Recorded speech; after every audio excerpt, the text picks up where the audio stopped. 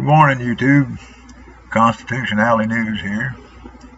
Ran across an article dated back in June, but I found it quite interesting and thought I'd share it with you.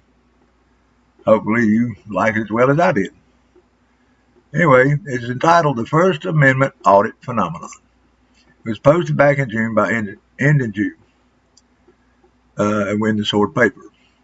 He says, I was originally made aware of the First Amendment audit phenomenon because I was contacted by independent journalist Nasty Nathaniel on Facebook.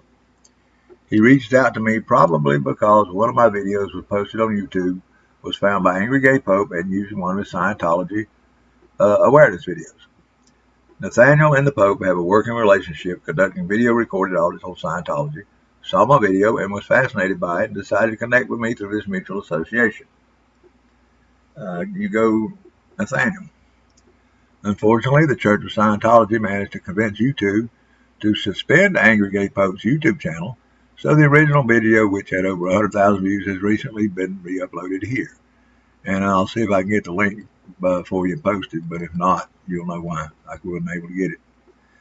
Anyway, he goes on to say, Nasty Nathaniel sent me a private message and suggested that I check out his own YouTube channel, which I did.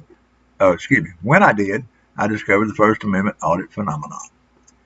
Everyone does the First Amendment audit differently.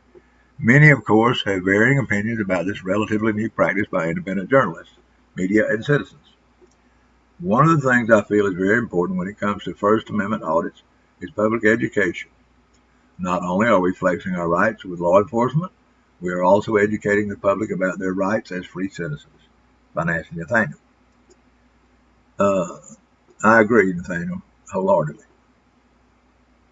Some say, the reporter goes on to say, some say it is done disrespectfully and constitutes harassment. I've seen comments claiming that the videographers have nothing better to do and are bothering people who are doing their jobs.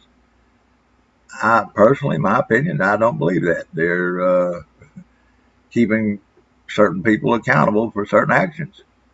And especially in the law enforcement area, police officers, they violate rights every day. And, I mean, it's helping. It really is. Anyway, the reporter says he has his own opinion. He says, I feel that these types of audits are necessary because they inform the people about what is lawful or not for people to do in public. I have experienced a lot of bullying from security, police, and various employees simply because I was not aware of my rights. Many people in the U.S. are mistreated and bullied every day for the same reason, specifically not knowing their rights. This fact is often taken advantage of by those who are tasked to serve us, the people, by the very unambiguous description of their jobs as civil servants. Scroll down.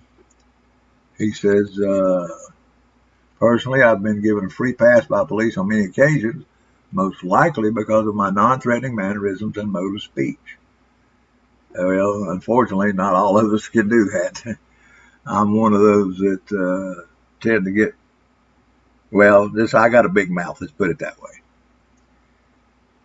If I'm right, I'm going to argue till the cows come home, as the saying goes.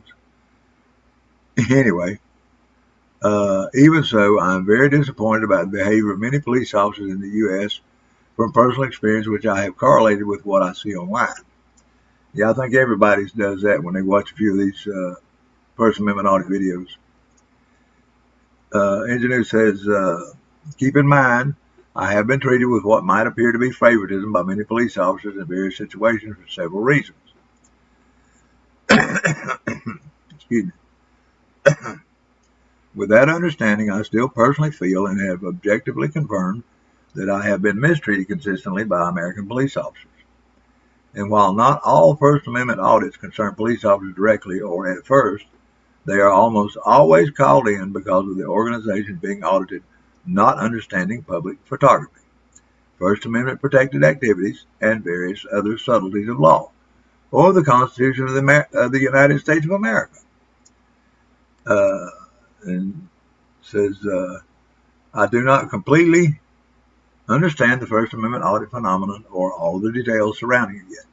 What I do see in all of these videos is something very interesting concerning the law and the U.S. Constitution.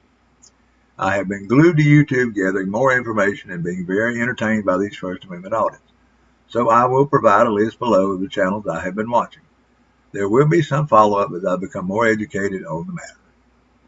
And he goes on to list a few of the YouTube channels he's been watching. Anyway, I thought the article was quite interesting and decided to share it. I don't. I agree. Some of the auditors do get a little aggressive, but in some situations you pretty much have to. Otherwise, you might as well bow down like the rest of the country. Anyway, that's all I got for this one.